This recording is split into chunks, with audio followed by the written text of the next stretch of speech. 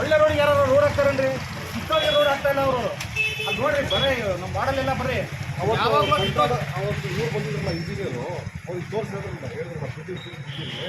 ಮಾಡ್ತೀನಿ ಅಂತ ಹೇಳೋದು ಮಾತ್ರ ಮೇನ್ ರೋಡ್ ಅಂತ ಹೇಳ್ತಾರೆ. ಯಾವುದಕ್ಕೂ ಈ ಮೇನ್ ರೋಡ್ ಅಂತ ಹೇಳಲಿಕ್ಕೆ ಆಗಲ್ಲ, ಯಾಕಂದರೆ ಚರಂಡಿ ಕೆಲಸನೇ ಆಗಿಲ್ಲ.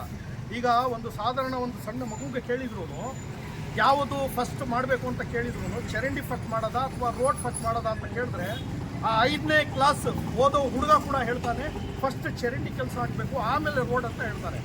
ಮಾತ್ರ ಇಲ್ಲಿದೆಯಲ್ಲ, ಇಷ್ಟು ಇರೋರು ದೊಡ್ಡವ್ರಿಗೆ ಏನು ಗೊತ್ತಾಗ್ತಾ ಇಲ್ಲ. ಈಗ ರೋಡ್ ಅಂತ ಹೇಳ್ಬಿಟ್ಟು ಸುಮ್ಮನೆ ನಾಟಕ ಮಾಡಿ ಅದೆಷ್ಟು ಲಕ್ಷ ಲೂಟಿ ಮಾಡ್ತಾರೋ, ಅದೇನಾದ್ರು ಏನು ಬೇಕಾದರೂ ಮಾಡ್ಕೊಳ್ಳಿ, ಅದು ಹಾಳಾಗೋಗ್ಲಿ. ಮಾತ್ರ ನಮಗೆ ಇದೆಯಲ್ಲ, ಚರಂಡಿ ಒಂದು ಬೇಕೇ ಬೇಕು. ಚರಂಡಿ ಇಲ್ದಲೇ ಇಲ್ಲಿ ರೋಡ್ ಮಾಡಲಿಕ್ಕೆ ನಾವು ಅವಕಾಶ ಕೊಡೋದಿಲ್ಲ.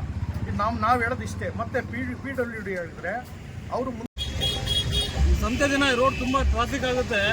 ಆ ಕಡೆಯಿಂದ ಟರ್ನ್ ಆಗ್ತಾ ಗಾಡಿಗಳು ಗೊತ್ತಾಗಲ್ಲ. ಈ ಚರಂಡಿ ಓಪನ್ ಮಾಡಿ 6 ತಿಂಗಳಾಯಿತು.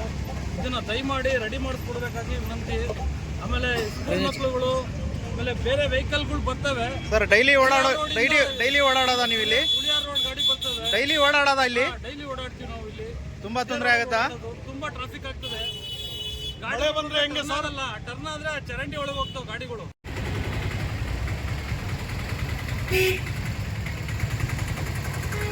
ನೋಡೋ ಮರ್ಕಿನ ಕಟ